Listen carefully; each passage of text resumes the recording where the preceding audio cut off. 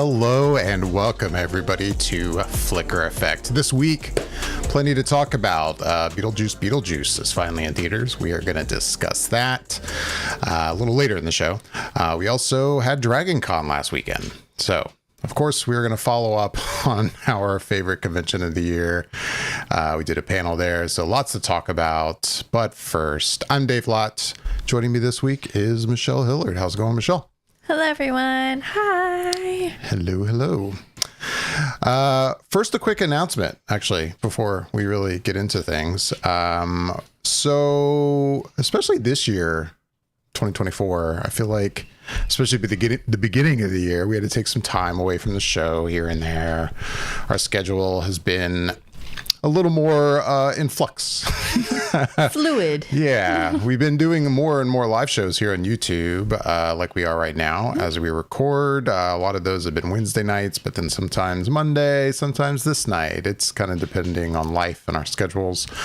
Well, we are here to announce that the time that we are broadcasting this live right now, Sunday night at 9 Eastern, is going to be the regularly scheduled night for our live streams or new shows. And I'll get to that in a second. Every Sunday night at 9 Eastern, 6 Pacific. If you would like to watch us live on YouTube, you can find us here. If you are an audio listener and you prefer the podcast feed, you can look out for the episode that we do Sunday night to appear on the podcast feed sometime the next day, sometime on Monday. So look out for that. Now, there might be exceptions like next week. Next weekend, we are going to be here at 9 o'clock, but it'll be pre-recorded. We can't do a live show next weekend at 9. So we are going to record ahead of time. And at Sunday at 9, a new show will appear. So look out for that if there's not a live show. But basically, either way, you get a show at 9 o'clock on Sundays. Yeah. So that's what's new. I like it. You like it? One of the many good things that came out of Dragon Con this year, I think, was kind of locking that down. And we're going to be like, this is it. A plan. Yeah. So, how's it going, Michelle? What's new? I feel like I'm finally just now starting to feel recovered from Dragon Con. Like, as of like this weekend. Yeah. I even took a nap today, and I never take naps. I think Dragon Con wore me out. Like, I think this is the Dragon Con that wore me out the most. And I don't know if it's because I had like an injured foot. And I think walking around kind of wore me out a little more than usual. Or what, just mentally. Like, I don't know. But yeah, I feel like all week I've just been like, wow, like dragging. And I feel like I'm finally starting to feel recovered like today. Yeah. Yeah, I would agree. I mean, I wouldn't say it was like the craziest Dragon Con in terms of the schedule and such. No. And, but yeah, we didn't really get to like truly unpack until this weekend. And then finally get some real rest this weekend since basically we got back Tuesday night and then Wednesday right back into work. And it's basically been survival since we got back here to Orlando. And then this weekend was like, okay, go through, sort, organize, repack. And then you took them back to our storage facility. So like the house feels like, okay, Dragon Con is now exited the room. Like we're in the phase up afterwards. Yeah. Now it's prepare for next year. But which is the unfortunate thing. Room shop. We talk about this every year. And if you watched our How to Dragon Con stuff, you heard us say, like, if you're looking for a hotel room, like especially a host hotel, or a hotel even nearby, some of the hotels near the host hotels do offer Dragon Con rates, but a lot of them book really early, like either while you're at the convention in the case of the Cortland, or like right after. And I say right after, I mean the Westin and the Marriott are apparently usually they're like right at the beginning of October. So there's like little time to like really not a lot rest and think. I get that they're like, I think trying to capture that excitement of everyone's just got done with con and they're like, yeah, okay, I want to go ahead and book right now. Like, and I guess you get to do that, but I get frustrated by it. I wish we had some more time to put money aside and get ready for it. Yeah, I wish they would move the room blocks. Just be like, yep, not until January of that year Right. can you book anything, January or February. And I say that, and that wouldn't help out either because we just had Christmas. But like, I don't know. I just feel like it would at least be like, nope, we're putting money aside. This is the Christmas fund. That's the Dragon Con Room Fund. And we'd actually Right. have time to build towards that fund. Yeah. Yeah. So how was your con? I think I had a really good con, actually. I think overall it went really well. Despite having an injured foot, I think I still made it around pretty okay overall. You and I did something. We did two things that totally have never done before at Dragon Con this year. That was really awesome. We did the parade. We did do the parade. That was fun. The funny thing is, I always forget. I think this was my 11th in-person Dragon Con, 12th. If you include the virtual year. And I've seen the parade live, I think, just the first year I went. I don't think I ever actually went out to the street and watched the parade again after that first year. I think maybe the second year, the third year, I attempted to go out and find a spot, and I realized I went out too late, couldn't find one, and just gave up. But anyway, I haven't seen the parade even in person in a long time. And then I've never marched in it. We've never marched in it. Mm-mm. So that was just like a decision this year to go, you know what? Let's do something new and march in the parade. And we met all the other Ghostbusters. There were a lot of us. There's a lot of Ghostbusters. Yeah, we were in Ghostbuster cosplay for it. And there seems to be like a group.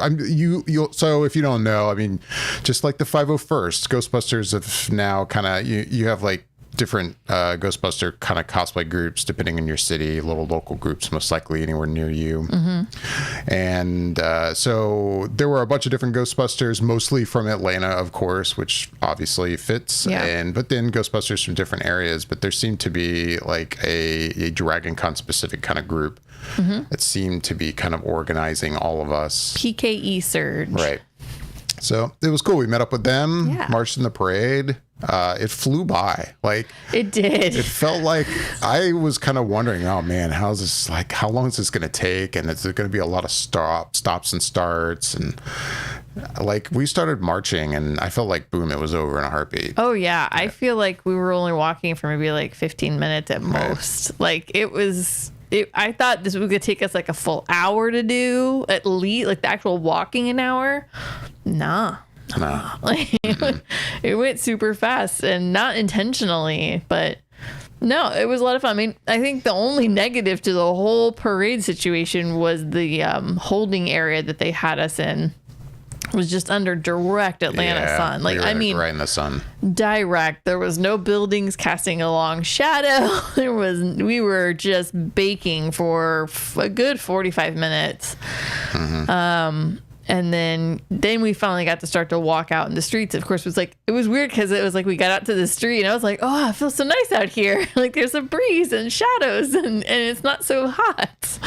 But yeah, no, the parade was a lot of fun. Like I really liked it. It's funny because everybody's always like, oh, you do it for the kids. And it's like, yeah, I do it for the kids because there was so many kids out there and they were having a great time. It was a lot of fun. Yeah, it was cool. It was really cool. It was really good. We're cool. We walk in parades dressed like Ghostbusters. So yeah, we did that this year. We did a panel. And I forgot to mention at the top of this, like, so Bobby, he couldn't be here at this show this week. He's still on vacation, which is great for him. I'm jealous. So he couldn't make it this weekend. But it's unfortunate because he was at Dragon Con this year. It was his first con. So I really wish he were here for the follow-up to kind of hear his thoughts on his first convention. He wasn't there for the whole thing, but he was there for a good chunk of it. He got there Thursday, like late afternoon, early evening. And then was there until Sunday morning. Yeah. So he was there for the majority chunk of the con, and I'm super curious to hear what he thought.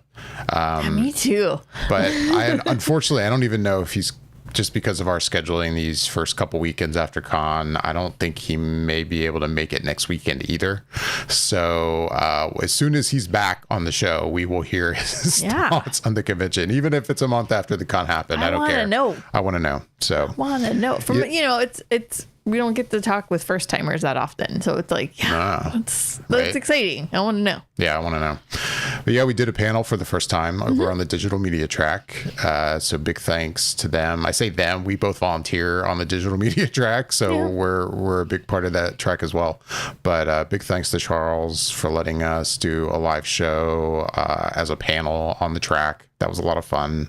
It was a lot of fun. It was a good learning experience. Good learning, honestly. new experience for us. Never done anything like that before. Well, I mean, we've been doing this show for a while, but we've definitely never done it like live in front of an audience. So that was cool. It was cool. Yeah. And con this year was good. I mean, every year, I don't know about you, I feel like I come out of it going, oh man, I wish I'd done this and done that. And I guess that's always the problem when you have like just a ridiculous amount of things that you can do at a place like Dragon Con. Like it's just so big and so many panels and so many panel tracks, and there's multiple panel tracks that if I had the opportunity, I could spend the whole weekend at science track or space track or skeptics track. Or, I mean, and I don't, unfortunately, a lot of times, a lot of years, I don't get to check out a lot of these. I think if anything, I always come, it's not new to come out of the con going, oh man, like I had a great time, but I wish I had done this. I wish I'd done that, and go to the games room. I never made it to the games room this year. Not a shock, but it's a bummer still. Didn't even spend that much time in the vendor hall, really, but that was fine. We both went into the con this year going, hey, we're not going to spend a lot of money, which was good. Right. But I mean, so the vendor hall does change, and they do get different vendors, new vendors with different things. And like, you know, the geek stuff definitely like shifts a little bit with whatever the popular thing is at the time. Right.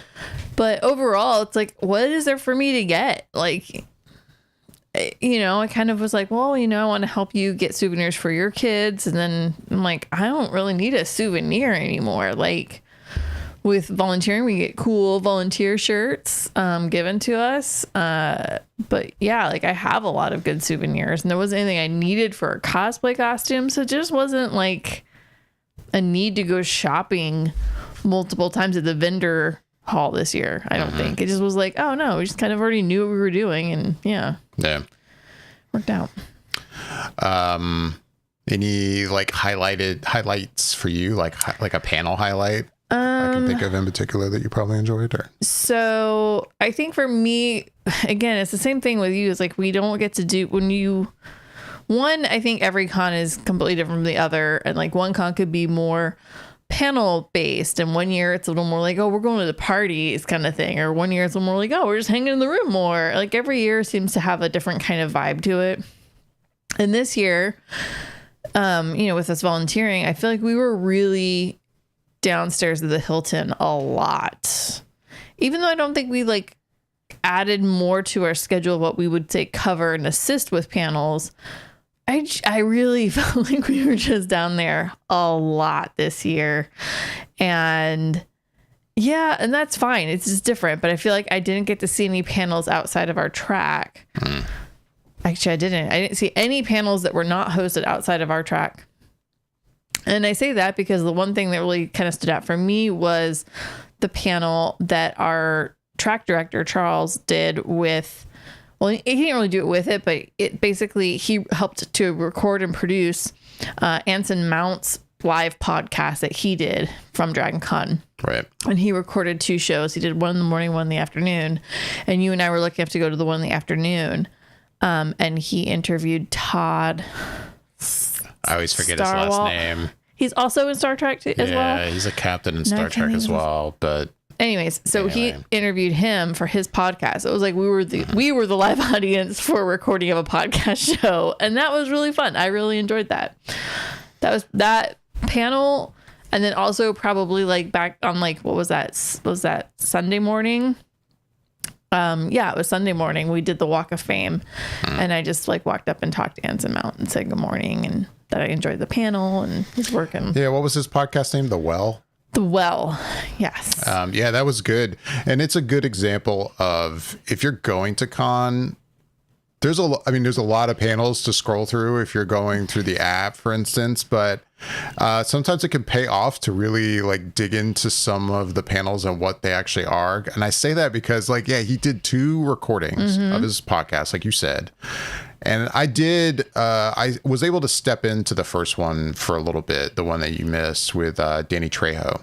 Oh, yeah. Did an interview with him, and that one and the one that you attended. And I'm not saying no one was there. There was an audience, but for an Anson Mount like podcast with another celebrity, yeah, I would have expected a totally full room. I would agree. I don't think it was a matter of, no people not being a fan of Anson Mount or his podcast. I think it's just because of the title of his show in the panel listing. Maybe people just didn't realize he was doing that. I don't know. But it was really good show. That was a good that was a good podcast for sure. It was. It was funny because I felt like that was a learning thing of like, how to name your panel, right. Basically, like, and that happened a few times this year, so it was really just interesting. No, I think going to his thing was probably the highlight for me this year, as far as the con goes. But I had a really good con. What about you? I mean, other than panels I watched on Dragon Con TV at the times I was hanging out in the room. There were a few so it's not like I didn't see any panels outside of our track, but if I think to it, I don't think I attended one in person outside of our track. Correct. It's not a bad thing. We love the digital media track. So a lot of great panels on the track for sure. There are. Went to some parties as usual. And I think you and I are in the same boat too when it comes to Dragon Con parties. And I don't know, for those of you out there watching and listening, I mean, maybe let us know if we're crazy. But I'm going to say this, and a lot of the parties are great. Everyone has a great time. But I feel like there used to be a time when Dragon Con parties years ago seemed to do a little more in terms of like theming of their actual parties. Right. And there's so many now where they all feel so the same. And yeah, I mean, that's fine, but it also can be a little boring. I mean, for me, a highlight in terms of parties was a 8-bit bash, which I think is done by the Gaming Track.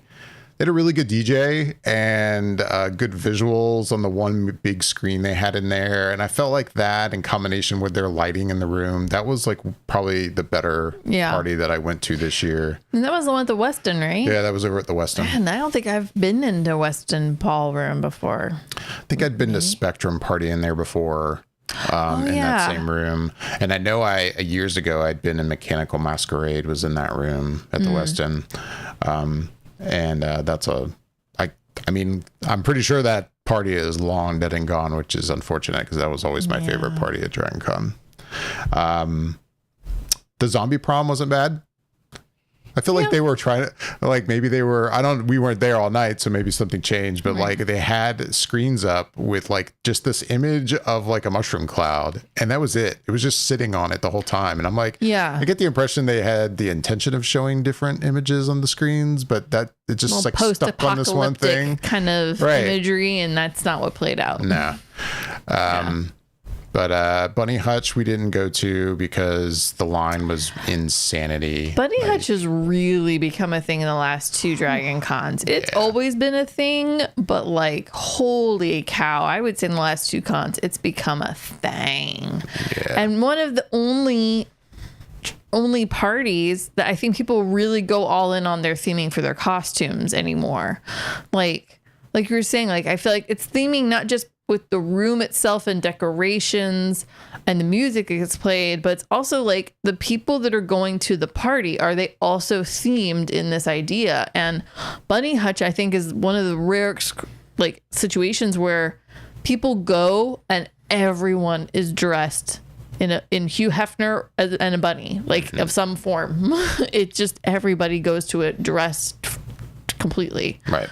And then other track parties, I mean, yeah, you know, you go to 10 forward, there might be a few Star Trek-y people. And then if you go to, what is it, Last Night on Alderaan? Yeah, the Star Wars party. The Star Wars one, there's a few people in Star Wars a lot with of lightsabers appear in that But it's like they'll just have the lightsaber and there won't be a costume. Yeah, So everyone's it's just kind of waving lightsabers around in the yeah, room. there's just not a lot of theming anymore. Even with Zombie Prom, I feel like we used to go to Zombie Prom and there would be a ton of people dressed up as zombies in some way, shape, or form, you know?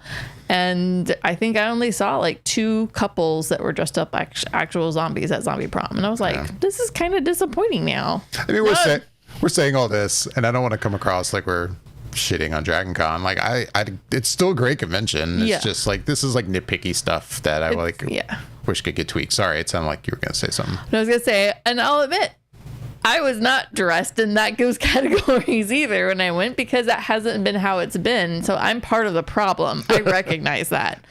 But yeah, the problem is now Bunny Hutch is so large. You have to get there, I think, almost 2 hours before they even let you in to go into the party now. Oh, yeah. That line is insanely long. Because I think I'm pretty sure last year was the first year they moved it to the Marriott Atrium. Because before that, I remember it being in the Hilton. And when they moved it to the Marriott last year, it was still crazy crowded, but I remember being able to get in at one point, no problem. It was later, but yeah.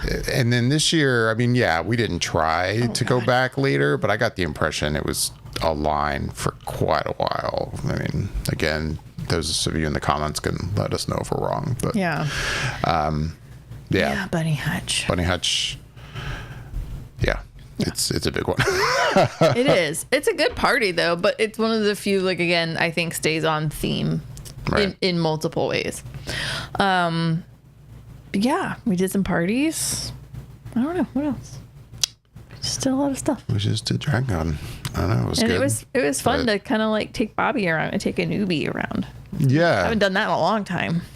Yeah, I mean, it was great to see Bobby, of course. Yeah. Part of me is like, I wish we could have spent more time, the 3 of us together. Yeah. I mean, you and I volunteering on the track definitely had our commitments with that. And we also all had different like panel interests. I know there were panels that Bobby went and checked out that I don't know if we necessarily would have gone to, but yeah, I felt like it went by so fast. And then before I knew it, it was Sunday morning and I'm like, oh, you're leaving. Oh, that's a bummer. Yeah. So again, we haven't really talked about the convention like off the air after con, really. I know he's been busy. So I am super curious to hear his overall thoughts now that he's like kind of sat with it for a little bit. And I mean, I know I think said something along the lines of like, yeah, he hopes to come back. So I think that's a good sign. Sounds like he enjoyed himself to some extent. Yeah. I think he had a good time. I think so too. Sorry, I'm reading a couple comments here. The pre-check really made things easier this year at Bunny Hutch. Okay. Probably like a weapons pre-check and then also like probably outfit pre-check. Yeah. Yeah. That line was so long. By it. It was like it was like down into Atlanta and I was like, oh, bye. Yeah, I know we checked on it like a couple times that night because it was like, okay, if the line's way down, we'll go in. And I think we wanted Bobby to check it out. Just wanted to let Bobby see what Bunny Hutch really was about, you know? I mean, you could kind of see it just looking at the line, like walking up and down the line, seeing everyone's costumes. Like, you don't have to go in, I guess. But. Yeah. There's always good. It's always fun to see people get creative with their Bunny Hutch, though, to see them come up with, like, especially if it's like a couple or like best friends or something, and they each pick a character that's connected, and then they make that into a bunny, and then one person does the bunny, one person does the Hugh Hefner version of it. It's like, it's just so good. And they do it in such great ideas. Like, it's always fun to see like Rick and Morty Bunny Hutch, and then like there's always like Star Wars Bunny Hutch and Star Trek Bunny Hutch and Harry Potter Bunny Hutch, and like it's just fun to see pairings like that. It's like the best. Yeah. I love it. Yeah, is it Duckman Duck Fairy in the comments followed up? But yeah, I guess they also did like pre-age check ahead of time. Oh, that's good. Like with wristbands. The ID and just wrist them. Yeah, that would be. So that is good. That is good. Yeah, that does help, especially because if they're not letting everybody, it's just easier to go down the line and just start pre-checking everybody. Right. Yeah. Got to be efficient around there. Yep. Trying to think if there's anything else after Dragon Con. No, not really, I guess. It was a pretty, I think, overall pretty chill year, though, for you and I. Wednesday night was crazy. Oh yeah, we did go Wednesday night. Yeah, we were there Wednesday night, and Wednesday's I mean the new Thursday. to say Wednesday, people have been saying Wednesday's the new Thursday for quite a long time now. Excuse me. This year, I mean, maybe I'm crazy, but we were in the Marriott and great views of what was going on down on the atrium level, and it was packed. Like it felt busiest Wednesday I've ever seen. Borderline like a Thursday night almost. It really did feel like a Thursday It was crazy. Night. Yeah. So yeah, like the whole everyone getting there earlier and earlier. I don't get there Tuesday, but I'm super curious to know now what Tuesday looks like. I'm not saying I plan on getting there on a Tuesday night, but one year if I had a whole week to blow, maybe I'll go up there and just see like how early people get there. That's crazy. My prediction is probably in 5 years we're going to start going on Tuesdays and or even possibly Mondays. I'm still torn on the whole, like, if you could either go up a day early on Wednesday or stay a day late and stay till Tuesday. It's tough because if you are like, hey, I want to be there for all the fun of con, you know, you might feel like you're missing out if you're not there Wednesday night. But again, with the checkout process, it's so nice to stay that extra day. With that said, I mean, I was in and out of the hotel room at the Marriott on Monday morning a couple times, like early in the morning. I say early, like it was like 8:30 or something. And I felt like even at that time, which is relatively early, it was quiet for the elevators. And I was like, man, I know in years past, it's already bustling. Yeah. And we talked to a bellman later, I think the next day when we checked out. And he definitely said that a checkout at times on Monday was busy. But even like there was another point, I think, before we had to go to our track room to volunteer. And I fully expected the elevators to already be still be nuts, and us to be taking the stairs all the way down from our 21st floor room. And no, the elevators were fine. And I'm like, man, are just more people staying until Tuesday, or has the Marriott gotten better with the checkout process? I don't know. But I don't know if people have just started getting better, getting their stuff together and like preloading their car. There was at some point on Sunday night, there was a guy I was with and he was basically like, yep, he's like, I'm already loading, taking this load down. And I'm like, I mean, if you're done with it, you're done with it. I've done that for sure. Yeah. And so I was like, I was like, so are people getting better at knowing how much of a crazy crap show the elevators can be on checkout when, you know, a 50-story hotel decides to all check out in the 2-hour window? Right. I mean, yeah. Like, so I guess we've gotten better at it, or more people are staying. And I think it's a little bit of everything, but there's definitely more people staying Monday nights now, because you and I have done it for a couple of years on and off. And I feel like there was I think the very first year, it was ghost town. Absolute ghost town. Nobody. And then I feel like each year there seems to be more people we'll notice hanging out and walking around and still like trying to suck up the con vibe, you know, in the hotels and stuff. And there seems to be more people hanging out. Yeah, I mean, and we're kind of in the same boat like you, Duckman, in the comments about why, you know, staying until Tuesday, because it's night. We usually hit up the vendors on Monday. We didn't this year because, like we said earlier, we didn't do the vendors as much this year. But any other year that we've stayed till Tuesday, we've done the same thing. We'll go hit up vendors on Monday morning when it's a little quieter. Yeah, maybe some stuff's already sold out, but we're not ones to normally go, oh my God, I got to get some exclusive or something that would sell out early. So it's nice to stay till Tuesday, and it's nice to get there Wednesday. If you have the vacation time then do both. And if it's in your budget to stay at a hotel that long, I highly recommend it. I think the other thing that's nice about staying through Tuesday is honestly just the traffic on Tuesday driving back to Florida. There's been times we've driven on Labor Day Monday, and the traffic in the years that we've left on Mondays, and the traffic it's been tough. It's been tight. Like there were times it was, you know, just getting out of Atlanta or getting even just 2 hours out of Atlanta, and then it'd be crazy on like the state line again, and then it would, you know, in 10 basically. Right. And then it would be kind of thick, and I felt like it would be thick through Florida, and Driving on Monday is definitely a little bit more.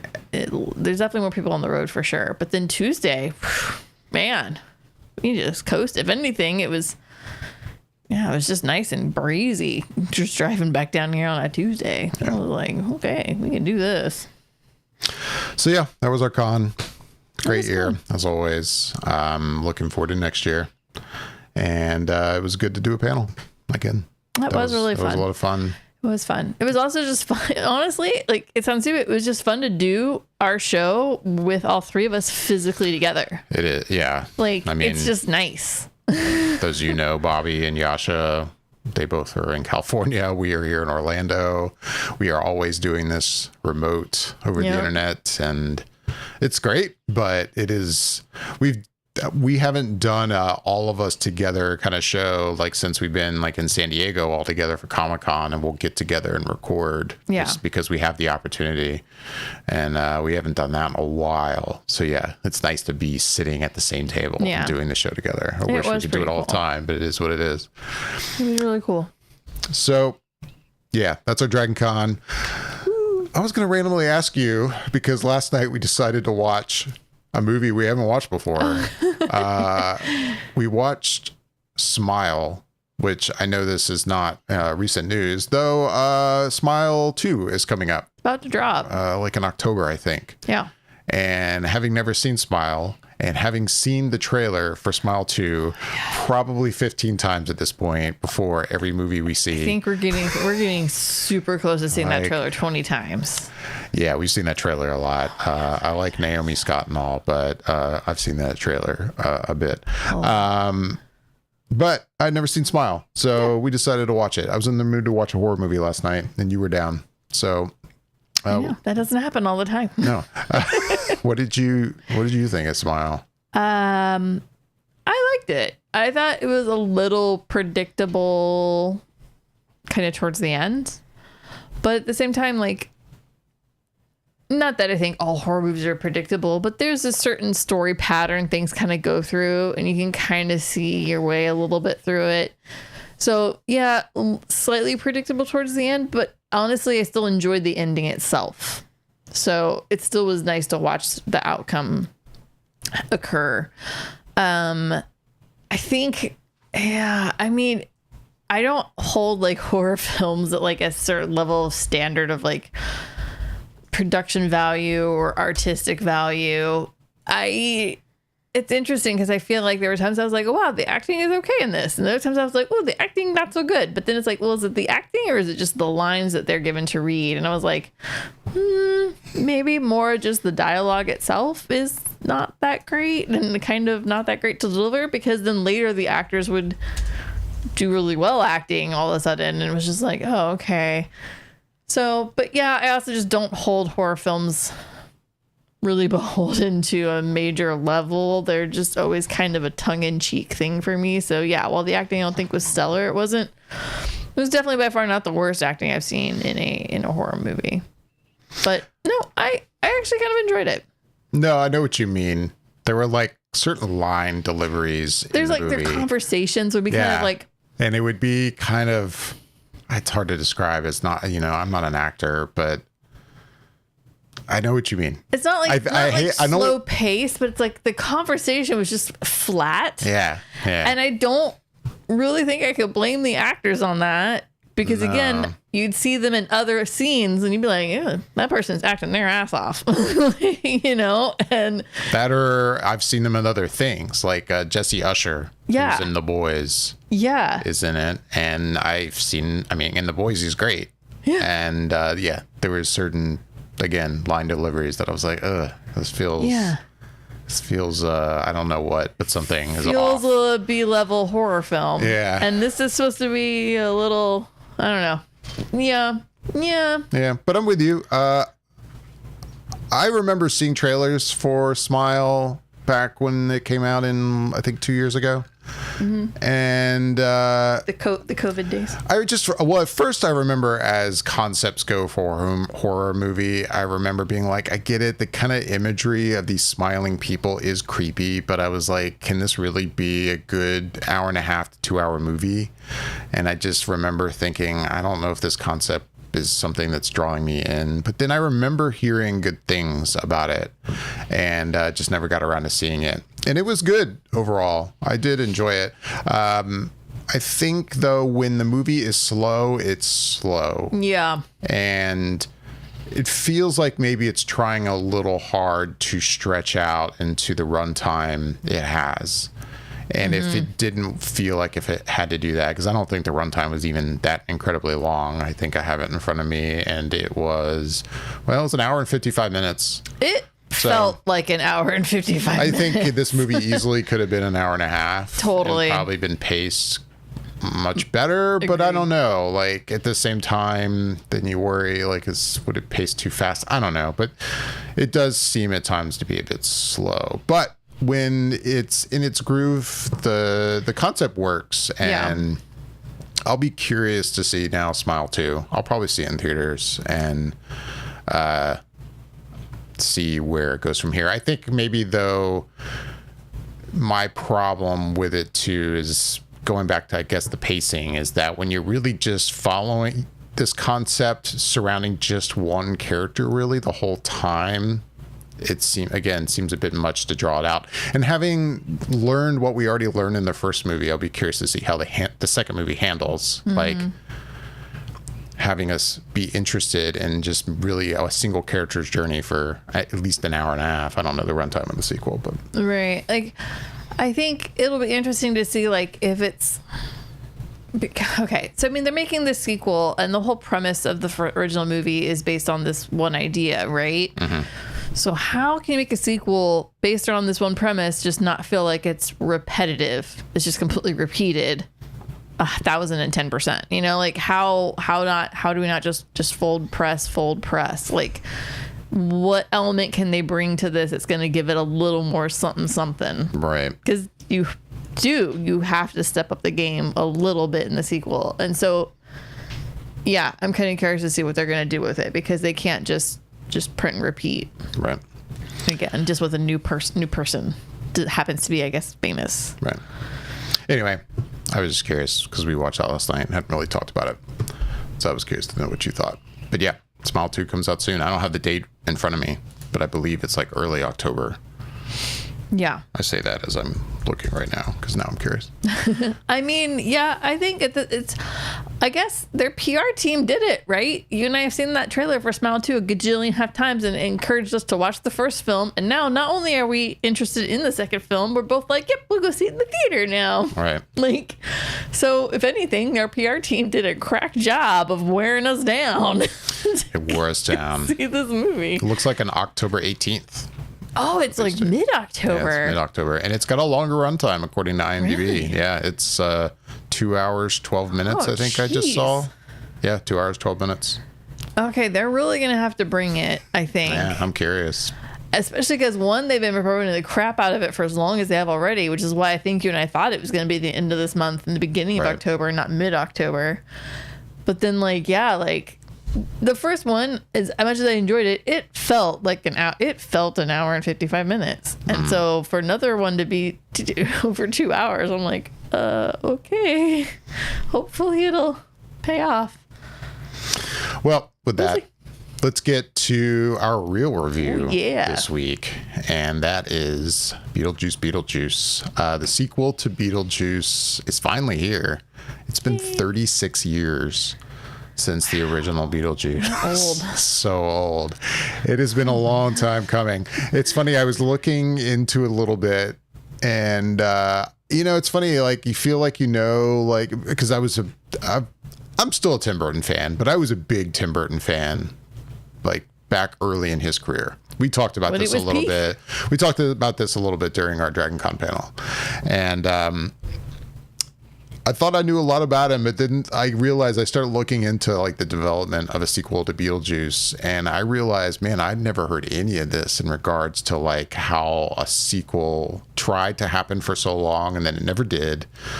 And this whole, like, concept of a Beetlejuice, like, goes to Hawaii thing was really, like, the running, like, script for quite a long time. Wow. Oh yeah, like this was like in the 90s, like right after Beetlejuice, basically. That sounds like it's ripped right out of the animated show, honestly. Oh, yeah. Like, Yeah. that's what that sounds like.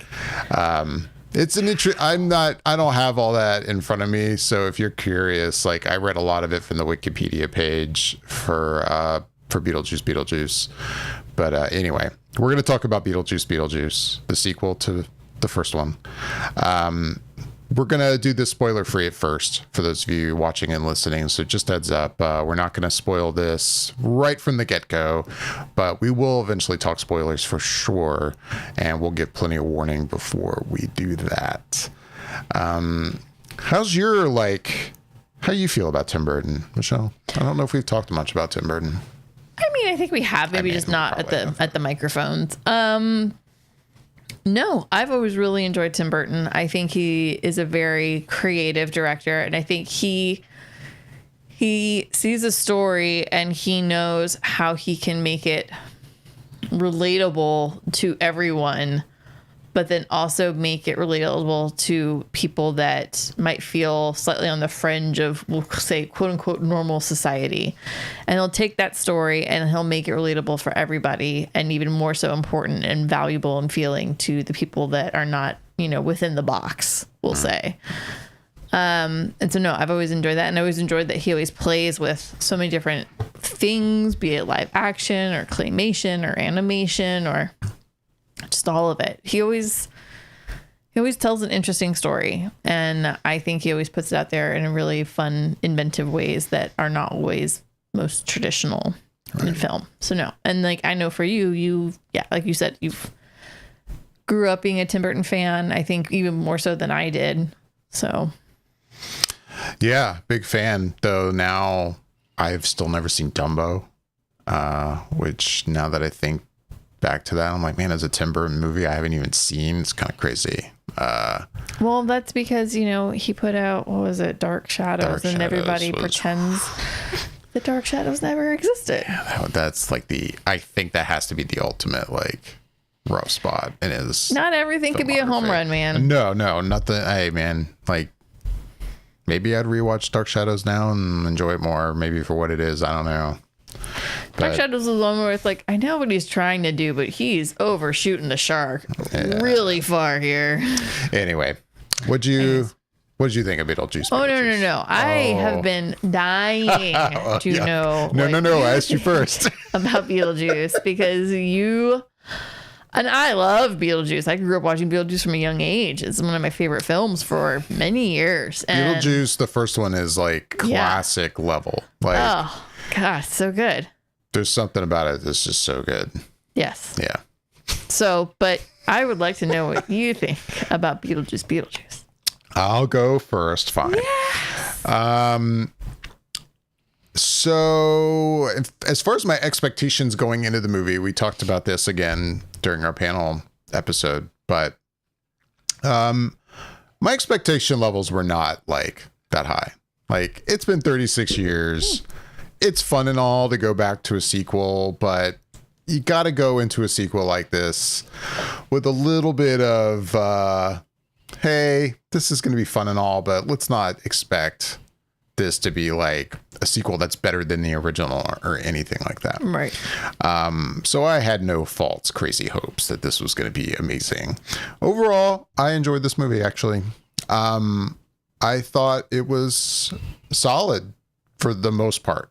I thought the movie got off to a rough start. I would say the first act of the movie, maybe the first 30 minutes, for me, I was kind of going, oh, I don't know about this. But then it got into a groove and it worked for me overall.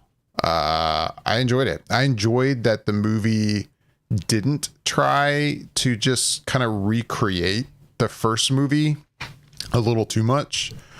And it didn't try to recreate necessarily the feel of that first movie in certain regards.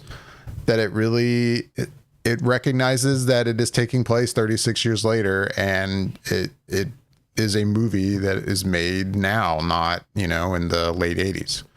And I'm glad that they went down that route. There's things about the movie I don't love. There's definitely plot points that when we talk spoilers, I will be happy to discuss that I wish weren't there, or just little things that weren't handled well. I think it was I was scrolling through Instagram or something this morning, and I think it was Straw Hat Goofy said something like it felt a bit like multiple TV episode plots that were all kind of thrown together. And I was like, yeah, that's a good way of putting it. Mm-hmm. Like, as much as I did enjoy the movie overall, I think that is true. There are different things kind of happening that all at times don't seem like it all kind of meshes well together. But that's my quick thoughts on Beetlejuice. I enjoyed it. It's about the level of enjoyment I expected. Is how I'll put it. But it's a good thing. I'm not saying like it's not that great, but it's fine. Like, no, I did enjoy the movie. I thought it was pretty good. What did you think? I think we're gonna be about the same. Maybe I'm a little bit less. I wouldn't say that I had my expectations high for this, because when we first heard about this, however long ago that they were gonna be doing this, I was kind of like, on one hand, I'm really excited because, hey, a Beetlejuice sequel, great. But on the other hand, it's 30 some years later and we're getting a Beetlejuice sequel. Like, this is kind of not how we're supposed to do things, guys. It never really goes well. So, I've been kind of on back and forth with it. And then we get the first trailer and I was like, yeah, I'm not feeling this. I'm like, this is not look good. Any expectation I had was pretty much gone, and I've been very like lukewarm to this whole sequel thing. So going into it, I had pretty low expectations. I would say though, it definitely, in as low as they were, they did exceed them. But that doesn't mean that it was a great film. It was enjoyable, but I think it's like what you just said. It's kind of a jumble of different little storylines all meshed together and then kind of trying to make it all work. And then at the end, running through the resolution as fast as possible. So, yeah, it's fine. I like some of the like nods to things, which we'll get into. There's quite a few. And I think those things are kind of fun little Easter eggs for like the big fans and for the original, and it pays homage in the right ways, I think, without being too over in your face about it. But yeah, it's fine. It's fine. It sounds like you enjoyed it a little less, but yeah, it's fine. I have some problems with it. And we'll just have to. I can't talk about the problems until we start talking about it. So that's where I'm at. It was fun going we saw a Friday night showing. Yeah. There was a guy like in full Beetlejuice like costume doing a good job actually at the voice. Yeah. I was glad he didn't talk the whole way through the movie. It was just kind of at the beginning. I had a feeling he was going to be good about just watching the movie, but yeah, like he was in full character, like as people were coming in and like kind of playing along his character. It was fun, but yeah, he didn't like talk during the movie or anything. Right. Did you see that video of a guy on the one wheel that I think it's probably the same dude that turned his one wheel into a sandworm for Dune. Turned it into a sandworm for Beetlejuice? I saw that. Yeah. I was like, yeah. It's basically like the same exact thing that he did for Dune. I say him. I assume it was the same guy. I think it's the same guy. It could have been somebody completely different. Who knows? Totally. Who took the idea from the first Dune person? But yeah, and they just did a different sandworm and rode around the movie theater. That was a good fit. That wasn't ours, but it was a good one. Right. No, it was fun to go to a movie with people that were energized to see this movie. I would agree. Like people that are genuinely excited to be seeing Beetlejuice again on the screen. Like that was the vibe, and it was cool. That actually made it more fun in a way, excluding the lady next to you who started singing the song. Oh yeah, I did hear that. I was kind of like, well, you don't need to do that. No. It wasn't that bad. Like she stopped at some point. Yeah, and she was doing it pretty quietly. She wasn't like. I didn't bother me that much. And you know me, I can't stand talking in movie theaters or any distractions. I am a purist in terms of my movie theater experience. And I mean, it was what it was. It could have been worse. I get that what the song represents from the first film, but it was not the time. No. And I was like, not the scene to do this to. There's other songs you could sing to, sure, but this one's not the one. Right. Anyways. So, yeah, Beetlejuice. I had a thought, man. It was right there, and now it's gone. Oh no! Did it have anything to do with the music? No. One of your favorite. Oh, Danny Elfman? No, Doctor? didn't have anything to do with the music. Oh man, what was it? It was right there. Was it Winona Ryder? You did have an interesting take. This isn't really a spoiler. It was funny. Like, I hadn't even thought about what you said in regards to her voice. Oh. It's so true. Like, I'll let you say it because you're the one that said it. But I sucked the ice and then I had to chew it just now. I'm so sorry. It's Okay. okay. Yeah. So, it's been 36 years. Winona Ryder's voice has changed, as does all of our voices change. But what I picked up on is there was times she would say certain things in some of her dialogue, and certain words would jump out because there were similar words to another dialogue that she'd had in another Tim Burton film called Edward Scissorhands. Only in Edward Scissorhands, she had scenes where she was playing herself, like much older, right, great grandmother kind of type, talking. So much older elderly woman's voice. But because of those same words and some those words that kind of triggered the dialogue, the way she was saying it a couple of times, I was like, dang, I got to give props to 1991, 1992. Whenever Edward came Scissorhands, Winona Ryder came out, because she nailed her own aging voice. Yeah. Nailed it. You're right. Like, she sounds so much like... Nailed it. I mean, again, you're right. Like, in the Edward Scissorhands, she's playing, like, herself, like, in the 60s or something. Like, I would say 70s or 80s. Yeah, like, pretty and old. She's obviously not that age now. She's not that age now, but there's no doubt the way her voice has aged. I'm like, man, it does sound pretty much exactly like... Some of the rasp and the way it sounds catch in her throat, I'm like... if I could time travel and be like, props, you nail your older version of your own voice. She's going to be like, oh God, I'm really going to sound like this? Like, and I would be like, I don't know what to tell you, but yeah, you nailed it. Oh man, I was like, dang. Because I mean, we left the movie and I think we both were kind of feeling our vibes on the movie, but you and I don't. Usually when it's bigger things, we do not talk about what we thought about it. So we're in the car ride home and we obviously aren't talking about it because we don't want to spoil it for either one of us. But I was like, okay, I got to tell you this Winona Ryder thing. And you're like, okay. I'm like, this is not going to spoil my opinion. This is just something I picked up on. And you were like, dude, you're right. I'm like, I know, it's crazy. I think there were, once you said it and I thought back to it and thought back to like my experience during the movie, I do remember her talking in her current voice. Mm-hmm. And there was something about it that I think maybe there was a familiarity that I didn't even realize that that's where it was coming from. But then you mentioned that and I'm like, oh yeah, wow. She nailed it. And it's not like through the whole film, but it was just some of the words she would say and some of the pronunciations she would have. I was like, dang, this is exactly old lady Winona playing in Edward Scissorhands for sure. Yeah. It was just one of those weird things. I almost want to rewatch the movie again to be like, all right, hear it now. There it is. You hear that? Right. And like point it out. All right, let's talk spoilers. So let's really get into the movie a little bit, or at least the things that we want to get into. So, spoiler warning time. We are going to talk spoilers for Beetlejuice from here on out. If you haven't seen the film, you should probably go see it first, and then come finish this episode later. We don't want to spoil it for you. So, yeah, let's get into it. I went first for my review. So what's your first thing that you want to bring up? Well, I guess what it really is you have to kind of look at the picture as a whole. You know, we've got the original cast members coming back. We have Michael Keaton as Beetlejuice. You have Winona Ryder coming back as Lydia Dietz. You have Catherine O'Hara coming back as Delia Dietz. So there are returning people. But then you have the new cast members of...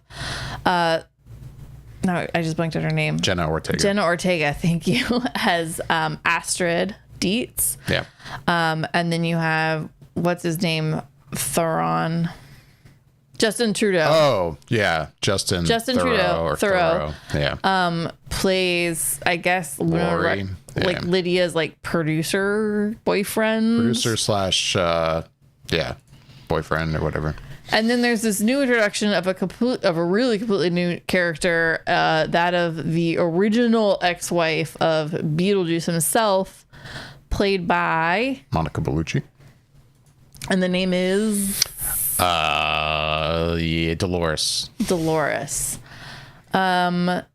So all I'll say is original cast. I think they looked great. It almost was kind of a shame they didn't let Lydia maybe loosen up a little bit more. She looked basically the exact same way she did when she was a teenager. And I just don't think that we hold on to those looks that hard. You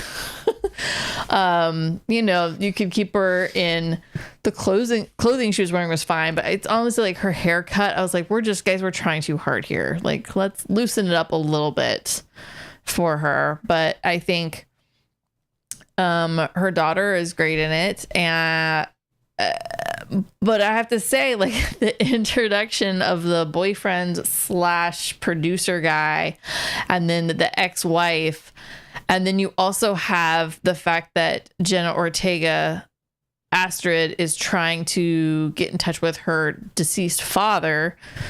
Those are 3 completely different things that are happening, and we're going to make them all mashed together in the last 10-15 minutes of this film, and we're going to run through how each situation gets resolved in about 3 minutes.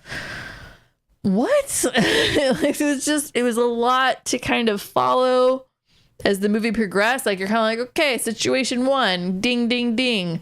Daughter in trouble with a boy because she's trying to reach her father. Situation number 2 is Lydia and her slimy boyfriend / producer. Situation 3 is Beetlejuice and the ex-wife coming back to get her revenge upon him. Okay, and we're going to mash all these things together. And I just don't think it worked. It was just too much happening in this film. Just way too much. Like, the whole like daughter and the boy and the father situation, cool. But pick one of these 2 new people that's happening. Like, pick either Beetlejuice's ex-wife in the situation or just pick Lydia's boyfriend / manager. But both, it was just, they didn't even know where to go with each one. Like, it was just very pieces here, pieces there, pieces here, pieces there. And you're just kind of jumping around to this whole mess of a conclusion for the story. And I was just kind of like, they could have just picked one of those 2 things to have gone along with, Lydia and her daughter, and that would have been fine. But I think the 3 things just made it a hot mess. So you're mostly just, you're focusing on the fact that, there's just a lot of different kind of plot lines happening. And I don't disagree. In general, I don't really have anything to add to that, because you're not wrong. Maybe some of it didn't bother me as much, but like the whole bit with Monica Bellucci's character. Yeah. It's interesting, but I also think I can imagine, where this whole plot line in the movie doesn't exist and we'd be fine without it. Well, the thing is like, it's interesting, right? It's an interesting plot line. Right. But it doesn't have enough time to kind of breathe. It doesn't have enough time to breathe. And then it's the same situation on the other side with Justin Trudeau's character. Like, it's kind of interesting. I will say, if anything, it's a little bit kind of played out. But it's kind of interesting, but it also isn't given the time to breathe appropriately either. So It just, in my opinion, it would just have been better if just having one or the other.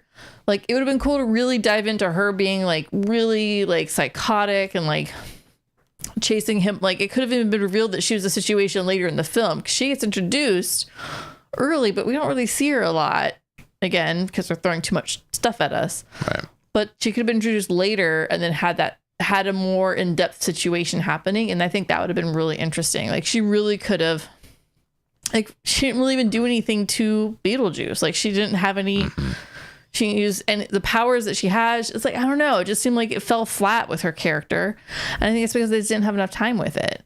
And her resolution was like, she gets eaten by a sandworm with Justin Trudeau's. Like, that was the resolution. And I was like, It's not Thoreau. a bad resolution, but Thoreau. like You keep calling him the Canadian Prime Minister. I think it's Thoreau. sorry. It's okay. So the Canadian Prime Minister is in Beetlejuice, and if you guys want to see anything interesting this year, go see that just for that fact. No. No. I think kind of similar, like a good example of like a problem I had in terms of like there being too many plot lines and having to wrap them up in an unsatisfying way. Also, yeah, the bit, and I know I'm showing some photos here if you're watching the video, but I don't have a photo of them, but the boy that Lydia's daughter ends up, hanging out with and becoming interested in, and she, he is of course fooling her, double crosses her. Yeah, like into, getting him free from the afterlife and having her stay in the afterlife. Right. And that was I think overall that storyline was being handled pretty well. No, I agree 100%. I think that storyline went very well. That storyline went well, except for the way it ends. Like, Correct. It ends so fast. Correct. Like, it's just like when it was unsatisfying. I was like, really? Like, that's how we wrapped it up? Like, Beetlejuice sends him down to like the ultra underworld hell or whatever, and that's it? Like, he's done? Like, and it was just so quick. And I'm like, are you serious? I couldn't believe it when it happened. Ortega didn't get to like smack him Right. or like one line him with anything or really zing him or nothing. Like it was just such a quick thing. And then this character, it's just there's too much happening. Talking about Willem Dafoe for those who can't. So then, the other new character is Willem Dafoe's character, and he's basically taking place of the woman in the original movie who is kind of like the person who led dead people like through their understanding of what situation they're in. Yeah, like in this movie, he's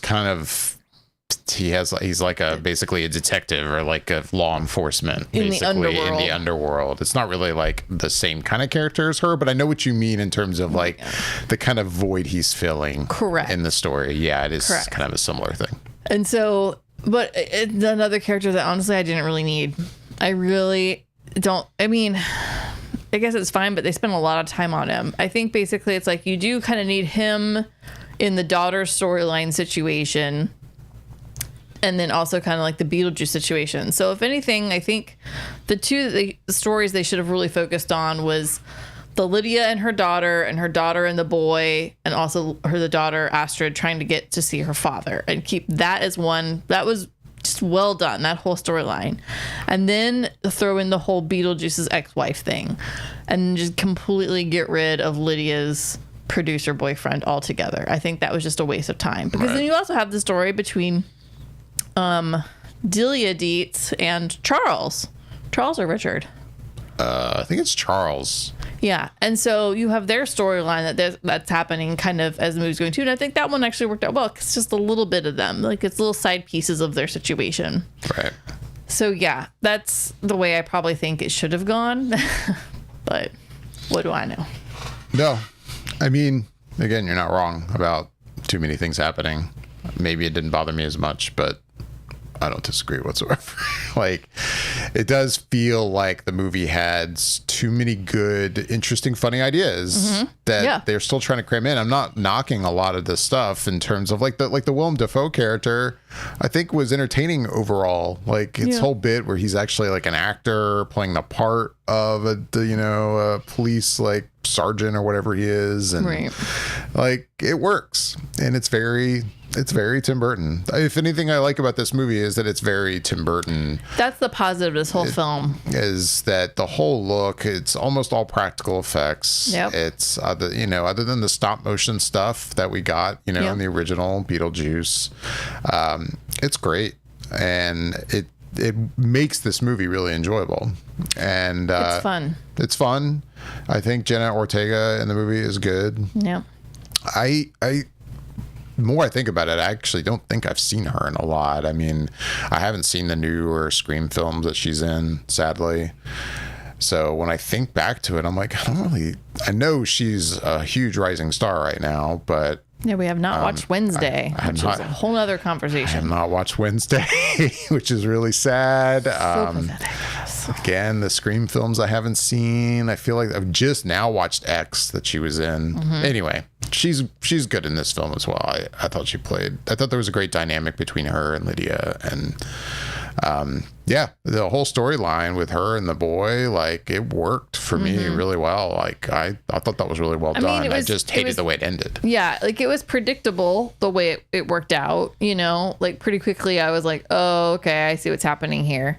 But it worked, but it was done really well. Like, it was predictable, but done well, and the resolution was crap. I think as a whole, I can say the story resolutions for all of these stories were just, they all fell flat. Yep. Which is a downer, because the rest of the movie is really quite good, actually, with the things that they did do. Like, I love the claymation. I like the, like, you know, the shark, the half-eaten shark people. Yeah. Basically going, dude, hey, it's a funny moment. Right.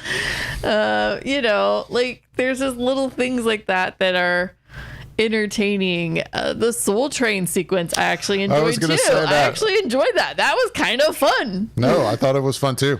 I thought there was a moment as it was started, I was like, I had to think about it. I'm like, wait, am I gonna like this? Is this too much? Is it too silly? Like, but no, it totally works. No, it super worked. Like, it was great. Yeah, I was like, there was a lot of stuff that really works. Like, honestly, just them walking through the afterworld, even the, like, Danny DeVito, for a little bit you get him, I'm like, that was enjoyable. And, like, that was a cool scene, because that was live action, stop motion, CGI kind of all coming together to create Dolores in that moment.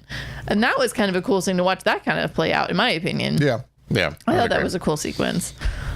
But no, like, there's a lot of cute little nods to things kind of throughout. Like, Lydia's outfits do have a nod to her past. Like, there's that section where she's like in what is it, not infrared, but like the night camera vision, the night goggle vision, and she's like doing her show, and she went to somebody's house that was really all haunted, and like all the cabinetry's going crazy, but she's wearing her old hat, the old wide brimmed hat in that scene, which she wears in the original film.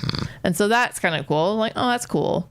And then the one thing that for me was a nod that I don't think you picked up on, which you wouldn't, because you never watched the animated stuff, but the animated Beetlejuice. Yeah, no. There is. So the first time that Lydia and her boyfriend are upstairs at the table, and she's telling him about Beetlejuice without saying his name, and then he makes her confront Beetlejuice, and he quickly says it really, 3 times fast, and then the two of them spin to go down onto the table, to the diorama. I can't think what it's called now. The model. So in that section where they're going down to the model, that is a throwback to the opening sequence for the animated show. Like, kind of the way they did that. It's very similar. And you can actually hear some of the opening music for the animated show when they're in that spiral thing kind of happening. And so it was really cute, because I was like, oh my gosh, this is their nod to the animated series right here. This is how they're giving that nod, that moment. And that was really kind of cool. I like that. I thought that was kind of fun. That's cool. It was kind of cool. And then, yeah, the whole Lydia and Beetlejuice basically teaming up in the underworld, in the afterlife, I should say. They're teaming up in the afterlife to, get Lydia's daughter, and he's trying to run away from his crazy ex-wife. It's all very like the animated show would put you in a situation where there's two things are going together, and they're both working to get them done together, but separately. And like it was kind of cool. It was very much like the show. I liked the little slight nod to Dune with the way the sand vibrates. The sand was vibrating. It was good. I'm like, wow, it's just like Dune. That's like nice. That was a good touch. That was good. Touch. They're both just sandworms. Yeah. It was a nice little touch. I like that. It was. There's a couple of good stuff. Like the Disney jokes were kind of funny. Like hits on Disney. Oh yeah.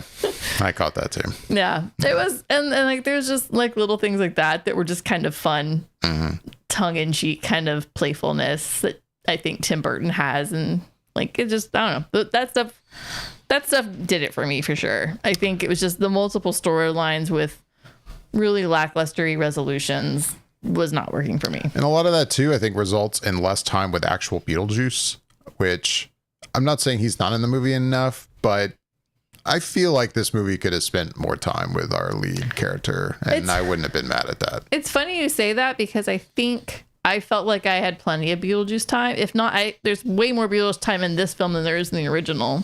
True, but I felt like I got just the right amount of Beetlejuice in this, in my opinion. And I mean, I don't think we've even talked about like kind of the main set piece in the church with the song, and it worked for me. I appreciate that we didn't just try to redo the original song, even though that song from the first movie appears in this movie as you hear it in the trailer. You know, it takes place at the funeral, and that's Charles's fine. Funeral, yeah. But I like the attempt to do something different, but still in a way it's kind of trying to recreate that kind of I guess vibe, if you will, that we had from the first movie. But it worked. I really enjoyed the whole scene with the cake and the church. Yeah, it definitely is giving the whole like, don't forget, like the ghosts can make you do magical things. Right. The ghosts can do things. And that's kind of what the whole vibe was. Like, we'll do another, remember, ghosts can make you do things, and we can make you do it to a song. And that's basically, and that, it was fine. It worked. It's a long song. It's long, but it worked. Yeah, I mean, you're not wrong. There was, I think, a moment where I was like, okay, is this going on a bit too long? Yeah. But just a little bit. Like, it was fine. Yeah. I was enjoying it, so. I would agree. As a whole, I did enjoy it, but it could have, like, I think even the original film, when they did Deo, they cut out a few parts of it too. And I feel like they could have done that with this one a little bit. I was like, it's okay. You can shorten this up. This is a long song. It's fine. Right. I don't really have anything else to add. I, again, enjoyed the movie overall. I know we're kind of nitpicking on a lot of stuff with it, but, you know, if you're going into this movie thinking it's going to be as good as the first movie or better, you might be a little disappointed, in my opinion. But I enjoyed it. I thought it was quite good. It was still fun for what it is. Right. And yeah, you definitely have to look at it as this is just the sequel. But there's some solid scenes that come out of it for sure. There is good storytelling. They just did too much good storytelling all in one film. Right. That's kind of my. I would agree. But it'd be curious to see. So like, I think I feel like Beetlejuice has been on with your kids when they were younger, like in the background. They weren't really watching it.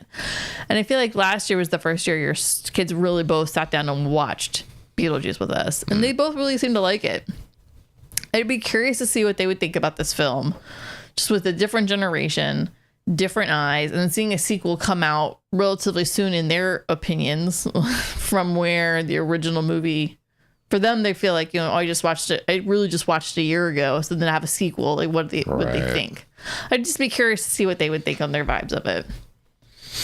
Yeah, me too. I thought about them while we were watching it.